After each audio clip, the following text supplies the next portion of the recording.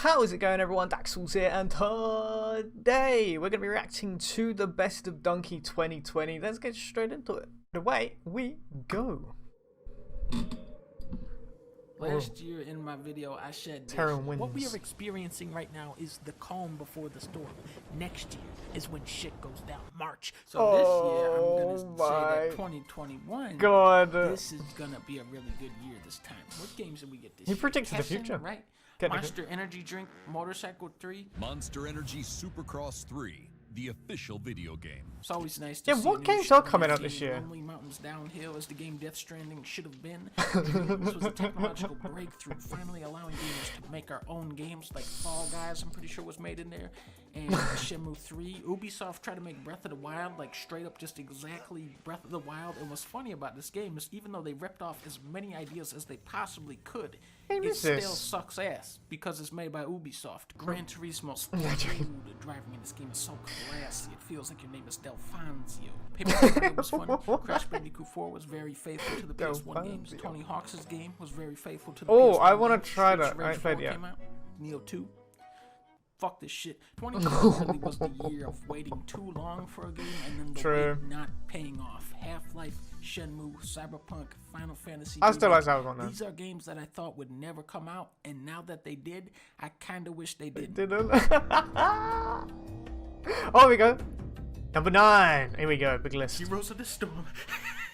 But for real this time, though. This game is great because it lets you play a game like League of Legends without having to actually play League of Legends. Everything about Heroes is faster and to the point. Nobody wants to be locked in a match with randoms for 50+ minutes. That is a fucking nightmare. 12 to 20 minutes is that perfect slice, and then you're out. This is no longer a casualized shell of a better game. They have added so much wacky stuff to this game at this point that League is now the smaller game. You have 15 different maps. Damn, that's saying something. Cho'Gall that is controlled by 2 players at once. Look at how Cho'Gall uses his mount. The horse goes with him. Carrying the horse makes him move faster. Now tell me this game is not a masterpiece. That's smart. I like that. Which is 3 characters controlled by 1 player. You have a guy called Abathur who just sits in the base the entire time. This is just League of Legends, bro. That does nothing. He's just a troll character you pick to piss off both teams. It's so genius. It's not the most complex MOBA. It's not the most competitive MOBA. It's just the fun one. Honestly, this is worth installing just to look at the people in the general chat. Ori and the Will of the Smiths is a sad I've never got this Last game. of Us Part 2. The music is majestic, the artwork is dazzling, and the main character is so nimble and exciting to control. There's a big frog, there's a big bear, there's a lot of cool stuff, but Will Smith doesn't actually appear in this. Like, what are we doing here? Was he the frog? I have played the multiplayer on this to death and back, but if I switch it on, I'll get sucked right back in. This is the year where I found out that time trial mode is the best mode of every racing game. There are 47 tracks for you to master and Baby Park. It's quantity and quality.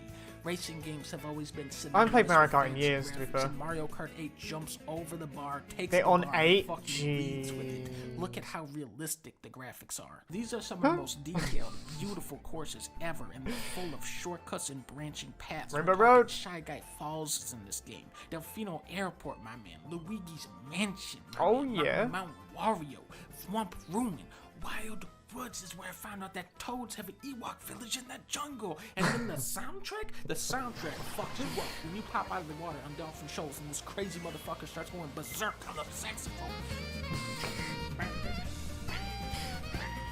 I got Nintendo games have great soundtracks. Unbelievable. Mario Kart 8 is drift-heavy arcade racing polished to an immaculate sheen, and if I don't get Mario Kart 9 this year, I will kill Bowser in front of everyone. And I don't give a damn. Bowser is going bye-bye. Jesus.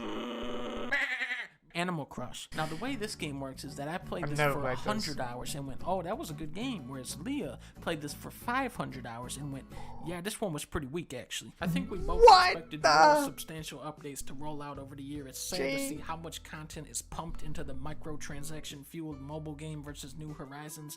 But when it first came out, we had so much fun playing this. Me and Leah would huddle up on the couch and play this all day, catching all the fish and the bugs for the museum, collecting all the different items to customize our house and towns. I remember I kept getting a rare item and Leah would go, "What? How'd you you get that? And then I had to go to her town, which took like 3 hours, and make her the rare item, and then she would give me like 20 items I never saw before in my life. It was such a happy, relaxing time. Everybody was playing this game and having so much fun, but then everything changed. Coach is dead.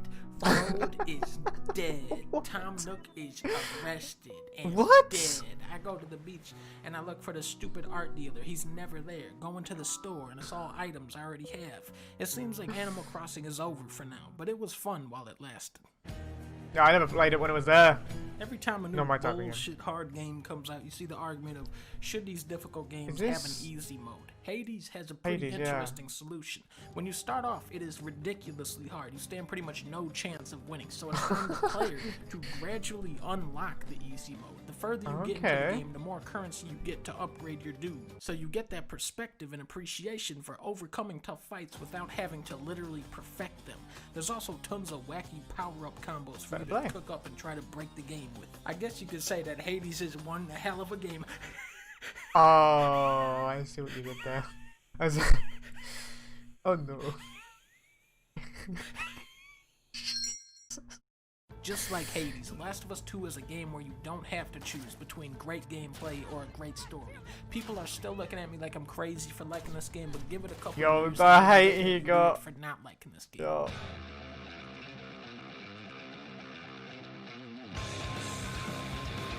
Doom, I'm guessing. Now, when we're talking about shooting games, what you have to remember is that every video game ever made is a shooting game. What's special about Doom Eternal is that it's the first FPS in years where the developers actually tried. It's not rocket science. It's just make the enemies move more, make the player move more, and make the player think more. It's everything that worked about Doom 2016 cranked up to an even higher intensity, but this time with a grapple hook. I guess you could say it's one hell of a game. Oh, really? Number 2? In a normal fighting game, you have about this many moves. In Tekken 7, you have this many moves. Oh, hell no. Oh, dude. It's under my eyes. It's gone past 100. It's 170. 180. This is one of the easier characters. The sheer quantity of moves is daunting, but it's also what makes the game so wild and unpredictable. Yo, he's trolling. So much fun this year climbing through the ranks as Kuma. For some reason, I always imagined the other players taking the game super seriously, and then I'm just sitting here doing all this stupid bullshit as a dumb idiot bear, and I win anyway. Just on Kuma, I can say this, I can say this, I can come down here, give him a breakdancing. Oh my. Disrespectful kick. I can just lay down and say, yeah. So many options, so much room to get creative. No way! You blocked that? I have nothing bad to say about Tekken 7, except that the single player really sucks. Please bring back the old school arcade mode. Number 1. What is it? It's always Mario. Oh! What? I have beaten Red Dead Redemption 2 3 times now, and what I've learned about this game is that this is a very long game. The game credits are 35 minutes long, okay? As a shooter, it's pretty repetitive. It has the world record but it's for number most 1 trailing missions in a game. Warma sucks ass, but if you can look past all of the mistakes, this is one of the best stories ever told in the video game medium. The slower you move through Red Dead, the more you're going to appreciate it. The characters here are just so human and well realized. Music was They're not good just too. there to crack jokes, they have dreams and aspirations. My first time playing through this game, I was just lost. The story is so huge and sprawling, and it goes off on so many different tangents. It's like consuming an entire television series. But once you've beaten it and you understand how it's structured and how it all connects, then you can really scrutinize and start to absorb all the little details that are everywhere in this game. Arthur Morgan is loyal to a fault, right? I don't think anybody would argue against that. But now check out one of the earlier missions in the game where they're about to execute Sean, and he goes, We either rescue him now or cut him loose. I'm not cutting anyone loose. Of course not. This man might have just let him kill Sean right there if it wasn't for Charles. You'll see this a lot in the game, how characters will change each other. Character development. You'll also see how they say one thing and do another. This entire game, Arthur is talking shit about Dutch behind his back, and then Dutch hatches up some batshit crazy scheme. Who's the only person that's gonna make it happen? Arthur Morgan. The gang is already on that downward spiral before chapter 1 even begins. Dutch fights and schemes, but the cards are so hopelessly stacked against him. Arthur embodies Dutch's pride and loyalty, but as he fades away, their bond becomes meaningless. Years later, you confront him up in those snowy mountains, the man with the silver tongue who can talk his way out of any situation, and finally, he's got nothing left to say. What a special video game this is. Yeah, I knew Mario bit at the end there. That last one actually surprised me, because when I remember watching his review on Red Dead Redemption 2, he was just destroying it. But I think he liked it still, but he was just destroying it. He must have changed of heart after some time. Super Mario. Okay, everyone, that is the end of the video. If you enjoyed that video, make sure you check out the original in the description down below. Enjoyed this video, hit the thumbs up, comment what you'd like me to react to next, subscribe if you're new or just haven't yet. I'll see you in the next video. Laters.